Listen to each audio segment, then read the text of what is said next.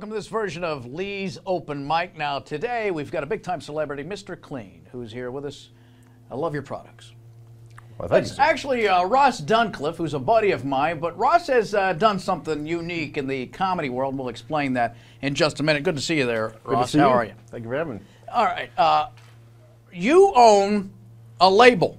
Correct. A recording label, and you are about to launch the 50th comedy album, which is our buddy or a mutual friend, Stuart Huff. That's right. From Campbellsville, Kentucky. Yeah. Yeah. That's right. The label is called On Tour Records. I started it back in 2010, right around the end of my touring career. I toured for a little bit after that, but now when you say touring career, yes, sir. What does that mean exactly? Well, that means that I was a comedian. You just were like a comedian. You. Yes. Yes. Started back in 2000. Yeah. I liked your act, Ross. I'm not diminishing your act. No. But I mean, you were making your way up the chain, but you decided there's something else I could do. I mean, I think you've uncovered your true talent. Oh, well, thank you. Well, I still love comedy. I always did, you know, and I love to be a part of it in any way. What I got tired of was being on the road, traveling, different town every night. Now, as a young and single guy, I got to see a lot of the country, and I was really enjoyed it. I wasn't sure where you were going with that. I apprate it though. The way it ended. Yes, Thank you. Yeah, but no, it's great when you're 20-something. You're like, oh, I'm going to go to. I'm going to go to Montana for 3 weeks. Yeah, that's awesome. And, it's great once, Anchorage, Alaska or something like that. Yeah. I mean, and you did all that, right? I did. And, certainly enjoyed it, but. It's a hard life. It is. It's a lonely life. It is. Now you've got a family. Correct. You've got stability.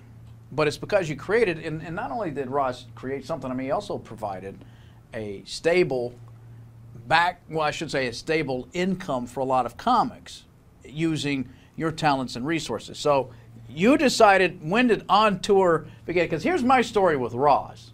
I didn't trust this guy as far as I could throw it. He was at the time working at Comedy Off Broadway. You were a bouncer / greeter. And comic, so you would go away, but you'd come back and work. And Ross is begging me to record my set, and I know that's just because he's a thief and he's going to steal my jokes. I don't want him to do that. But he keeps asking me. I'm like, I don't know, Ross. Because one, I don't know if anybody would want to buy it anyway. But I rent a car. I'm in Florida one day because you kept telling me, you tried to sell me you could get me on Sirius XM satellite radio. I didn't buy that. How's this guy from Frankfurt going to make it happen? And then I'm driving around Orlando, Florida, and I hear you on satellite radio, and I picked up the phone and I said, okay, I'll talk to you. But it's really amazing how you developed those relationships with those guys in New York. How did that begin? Where you could convince them, I got comics from Kentucky, I got comics from all over the country, and they need to be on your air. It's that kind of presentation right there, Ross? Was that it? Yeah. You just show up tongue-tied, and they feel sorry for you. So they're like, well, let's give this guy some money. Yeah. First I just introduced myself. I told him, hey, listen, this is a small label. I've only got 3 guys. Yeah. Was I one of them at the time, or you were not? I was not even one of them. No, you were about 20. I was the 20th guy. Ish. You know, but I had myself. I produced my own album. Stuart Huff. He was a big get for you.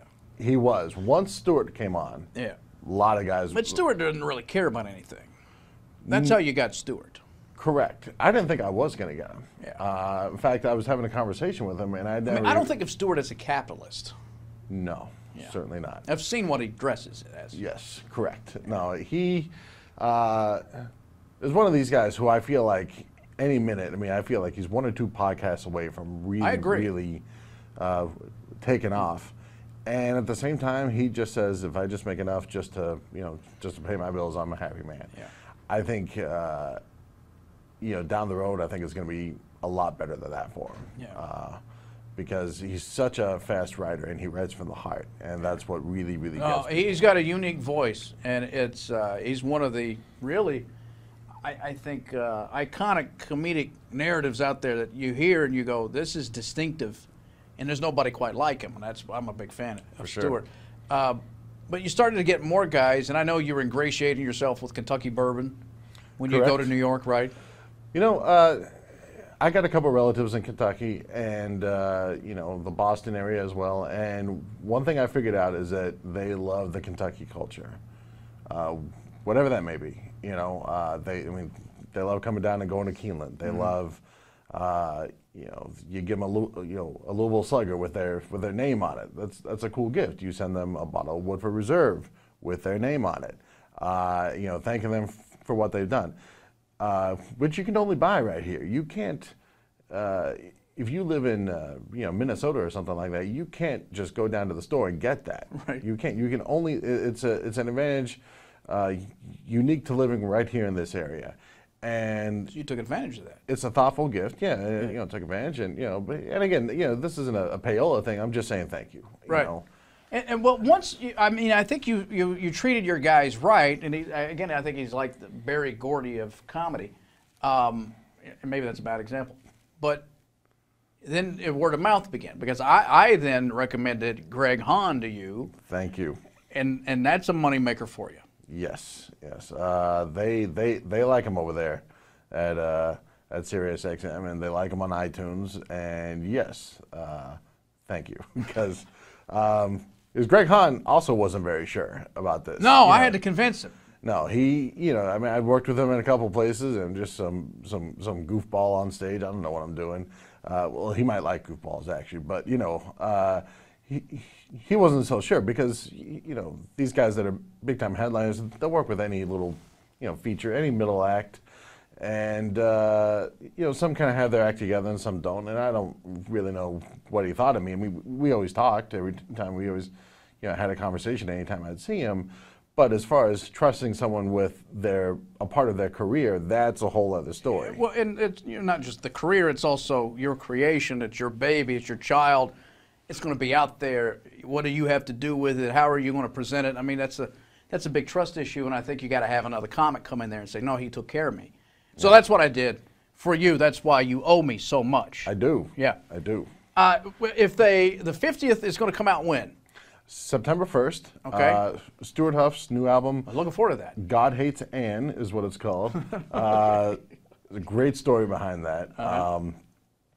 He's also doing a CD release party at Comedy Off Broadway. I will host it. I won't do any material because that's behind me now. But I will greet the crowd. I will tell them why we are all here. It will be Stuart Huff, two other guys who are on my label as well. Peter John Burns, very funny man from Chicago, and Tommy Savit, who is the winner of the Boston Comedy Festival, which, as you know, is no small feat. No. And a lot of great guys come out of that. Okay, well, again, On Tour Records, and you can look for that label if you want, but it's great that Ross not only, it's the American dream. He created something and then he provides opportunity for others. And that's all anybody could ask for. And we're very proud of you, Ross. Thanks for coming in, buddy. Thank you. Appreciate it. All right, guys, that'll do it for this version of Lee's Open Mic. See you later.